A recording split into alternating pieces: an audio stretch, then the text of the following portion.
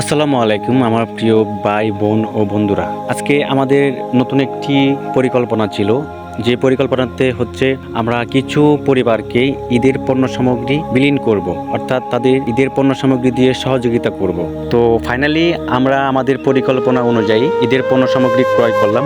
ক্রয় করার পর আমি এবং আমার বন্ধুদের সহায়তায় সেই সবগুলো পণ্য প্যাকেট করলাম। প্যাকেট করার পর আমরা আমাদের প্যাকেটগুলো আস্তে আস্তে সবগুলো সম্পন্ন করলাম। তবে বিশেষ করে আমি আমার প্রবাস বন্ধুদেরকে অসংখ্য ভালোবাসা এবং ধন্যবাদ দিব। তাদের সহযোগিতায় আজকে এতগুলো পরিবারের মুখে হাসি ফোটাতে পেরেছি। ইতিমধ্যে একজন অসহায়ের সাথে দেখা। আসসালামু আলাইকুম। বাসা কোন জায়গা? বাসা কোন জায়গা? বাড়ি কই? বাড়ি বাবা বাড়ি নেই বসে বাড়ি একটু আগে যাবে। আচ্ছা, আপনার কোনো ছেলে মেয়ে নাই? আমার ছেলে আমার দেওয়া আছে একটা মেয়ে আছে বাবা। আপনার স্বামী নাই? স্বামী কি জীবিত আছে না? 6 বছর সে বাড়ি আছে। 6 বছর আগে মারা গেছে। ওনার সাথে কথা বলে সত্যি খুব খারাপ লাগলো, কারণ সব অসহায়দের জীবন কষ্টে করা। আল্লাহ কি বাঁচায় না।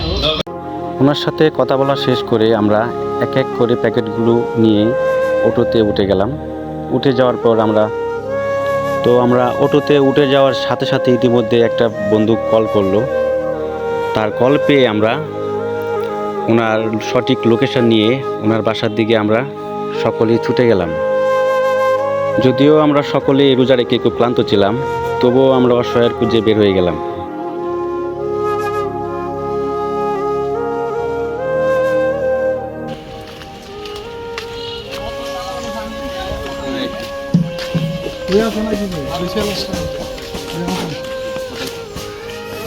অসুস্থ অসুস্থ কি হয়েছে? কি সমস্যা? প্যারালাইসিস? ও আচ্ছা, তাহলে তো প্যারালাইসিস খুব খারাপ একটা জিনিস।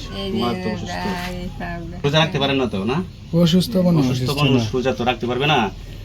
যাক, আসছিলাম আপনাদের হচ্ছে রকির মাধ্যমে একটা খোঁজ পাইছি আপনার অসুস্থ নাকি। ঠিক আছে, অসুস্থ তো আপনাদের সংসারে চলাফেরা কিভাবে করেন? আবার আমার বোনের আচ্ছা আচ্ছা, আচ্ছা আমরা সামান্য কিছু যে ঈদের বাজার দিয়ে গেলাম। ঠিক আছে, রাখেন তাহলে।